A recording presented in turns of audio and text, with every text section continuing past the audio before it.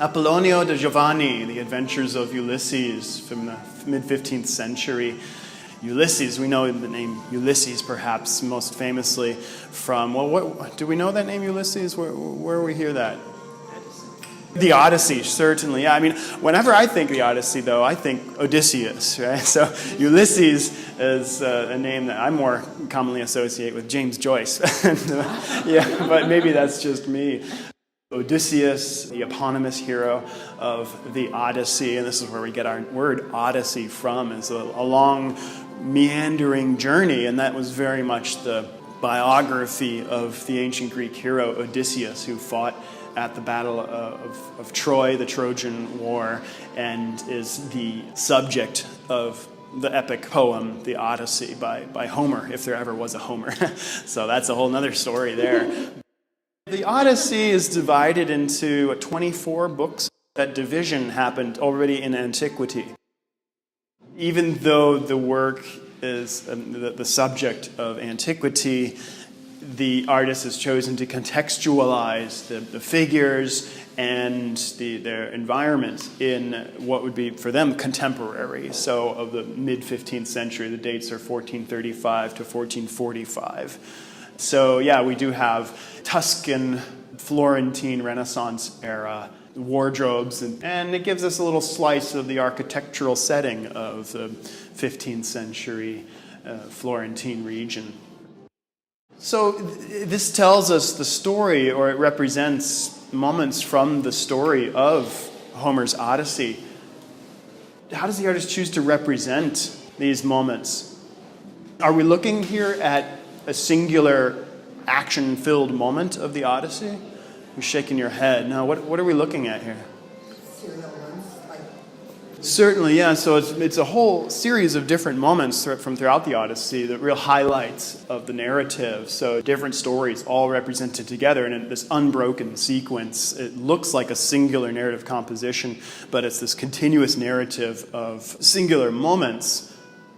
We can see, actually, our hero represented variously, the wonderful gilded outfit that he has.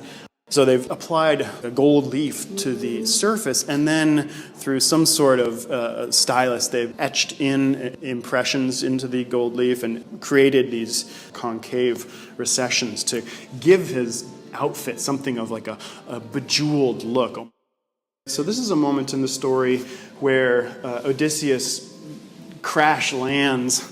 Princess Nausica finds him at the banks where she had gone to wash clothing with her maidservants and then play a game of catch. And then they happen upon Odysseus there in the nude. And she gives him some clothing. And then in the story, what happens is she helps Odysseus sneak into the palace and then have an audience with the king. And eventually, this is then when he goes back and tells his whole story of his journey. But here we see it represented a little differently, how Odysseus is being led in with Nausica on chariot. That didn't actually happen in this story, but it gives it a wonderful, regal presence. This work of art actually certainly, of course, was commissioned by one of the wealthiest Florentine families. Originally, it was from a chest, like a hope chest, essentially, a wedding chest. These chests were commonly commissioned by the wealthy families of the bride and then filled with essentially the dowry. These chests became featured objects in the bedchamber of the bride and groom. And so often they're a little more worse for wear and scuffed because they were kept at foot level, so they might get a little dinged up. And actually the artist Apollonio di Giovanni was very prolific with these chests. For perhaps an audience that was only semi-learned, semi-aware of the Odyssey itself, we have the benefit of captions. Little captions throughout here that tell us who's who. Perhaps easiest is to see up top here. It says Ulysses. Here we have this grotesque monster who's devouring people. That's the cyclops, and above him we see the name Polyphemus, the name of the cyclops. And we actually have 3 representations of Polyphemus there, which shows these 3 pivotal moments of the story. One where Odysseus and his men get trapped in Polyphemus's lair, and he brains Odysseus's men by smashing them on the rocks and consumes them raw. So it's certainly a very inhospitable host. But Odysseus tricks Polyphemus to get very drunk on wine, and then he passes out, and then he takes a firebrand and skewers his single eye, blinding Polyphemus. And so then Polyphemus lets his sheep out of the pen, but Odysseus's men hide underneath the sheep. He's blinded now, but he feels the sheep going out, and he doesn't realize then that Odysseus's men are sneaking out along the way.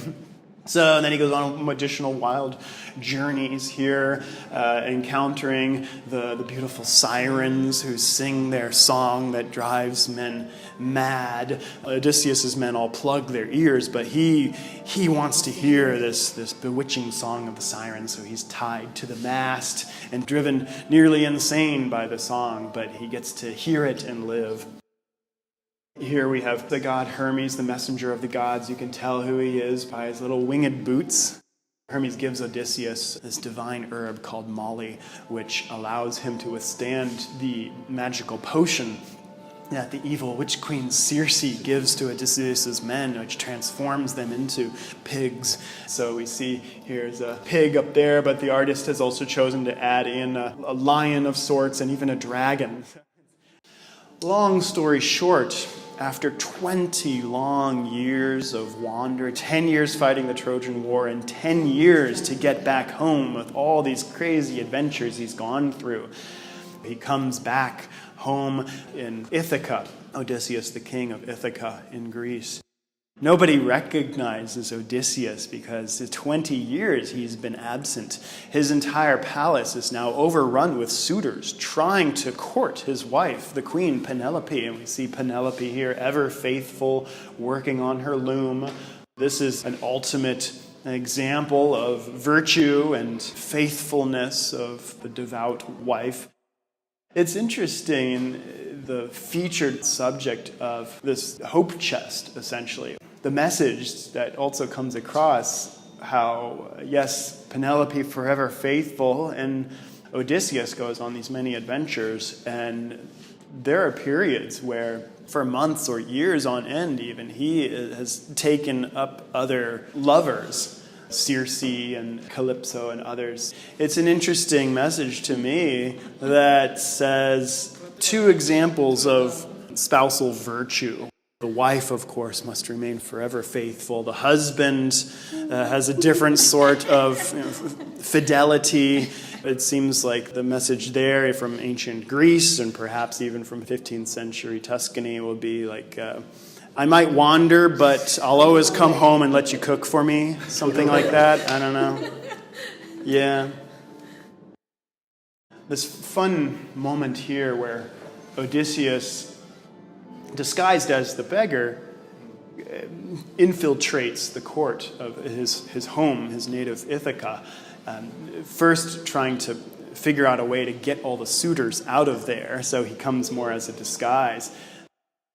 The dog is actually the first one to recognize Odysseus. There's his faithful hound, Argos, who for 20 long years has been sitting on the shores waiting for his master to return. So a 20-some-odd-year-old dog now. And there's actually, I think, what to me is the most beautiful moment of the Odyssey is with this dog here, and I just want to read that to you. As they were talking, a dog that had been lying asleep raised his head and pricked up his ears. This was Argos, whom Odysseus had bred before setting out for Troy. As soon as he saw Odysseus standing there, he dropped his ears and wagged his tail, but could not get close up to his master. And Argos passed into the darkness of death, now that he had seen his master once more after 20 years. I mean, that really pulls at my heartstrings as a dog lover. You know, it's bittersweet. It's sad, but, you know, it's like the one thing that Argos had been waiting for. He got to see his master again. Yeah.